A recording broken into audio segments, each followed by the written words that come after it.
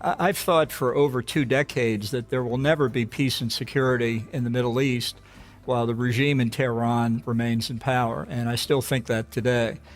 Uh, the threat that they pose through their pursuit of nuclear weapons, the terrorist threat that's made itself felt in the Middle East but around the world, and now the palpable willingness to extort the entire global economy by trying to close the Strait of Hormuz tells us that this regime of religious fanatics and militaristic extremists is not a normal regime, and that until the Iranian people get control of their own government, there is no negotiated answer. Now, with respect to where we are now, I think Trump has only two choices, neither one of which he will like. One is to resume the military campaign full force and destroy every instrument of Iranian state power that we can, work with the opposition to help them tear apart the regime from within, and I think it's already fractured very badly, and hope that they can persuade enough people to defect, including from the regular military, to bring the regime down. That includes boots on the ground, in your theory? No, it includes the Iranians taking control of their own country. What we can do is eliminate the regime's capacity to kill them, which the regime gladly does. The estimates vary, but it's clear at least 40,000 people were killed in January by this regime. It was a sign of their own desperation, I think, of how badly they knew they were. They faced by an almost united opposition among the general public. If Trump isn't willing to do that, I think he has to force the Strait of Hormuz open militarily.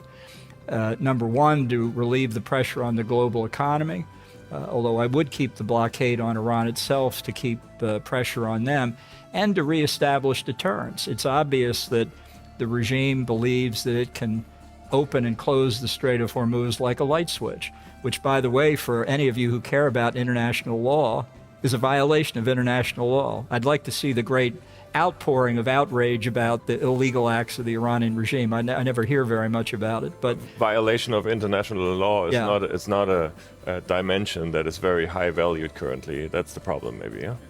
No, I mean, I don't think there is much international law. I'm just saying, for all the people who like to criticize the United States for violating it, where's the criticism of Iran? But we have to reestablish deterrence. The Iranians have to know that it's simply not acceptable. And it's very interesting, it's not confirmed yet, but there are press reports that there's a third coalition partner in this war now, that being the United Arab Emirates. And I think that's one of the most positive developments we've seen, a break in what has paralyzed the Middle East since World War II. We have Israel and the United Arab Emirates fighting with the United States on the same side. Mm.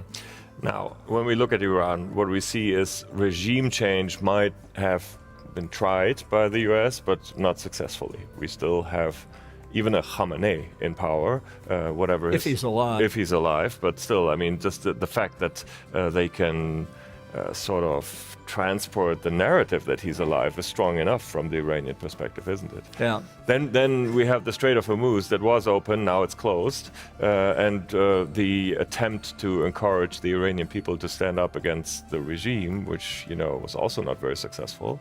I mean, wasn't the whole approach towards Iran a bit naive? No, I just think Trump bumbled it. Look, he didn't make the case to the American people why we were going to use military force beforehand, and I think it's a strong case.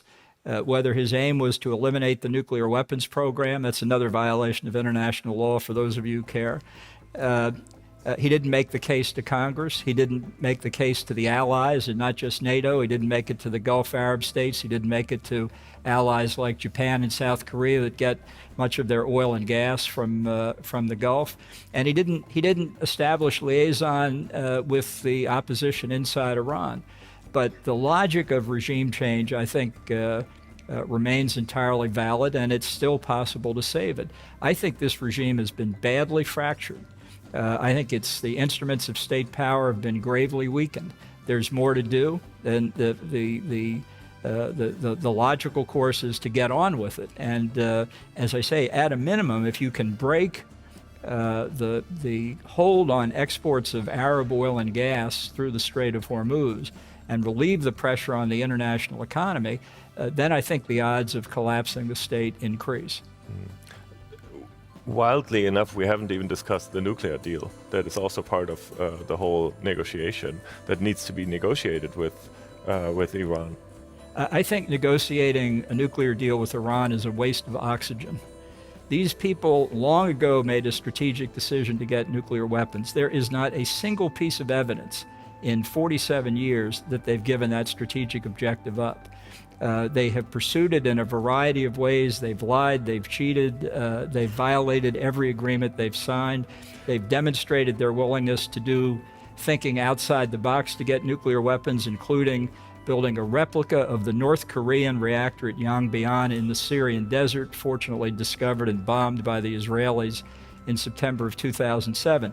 And everybody has talked for years about their uranium enrichment capability, ignoring the fact that the spent fuel at the Bushehr reactor, built by the Russians on a Siemens base, has now accumulated by Russia's own statements spent fuel equal to, using calculations from the International Atomic Energy Agency, the ability to manufacture 200 plutonium nuclear weapons. So you can talk about uranium enrichment till the cows come home. It doesn't solve the problem of the plutonium and the spent fuel.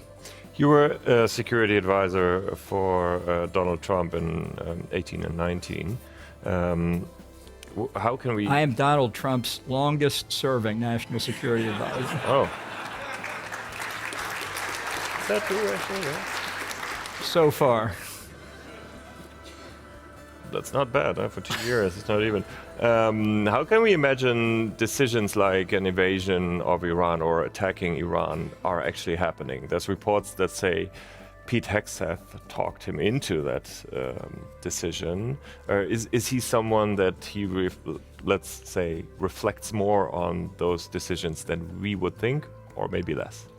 Look, Trump never owns decisions that he thinks are going poorly for him. I foisted any number of things off on him over the years that he didn't like. Some people say Bibi Netanyahu talked him into the decision.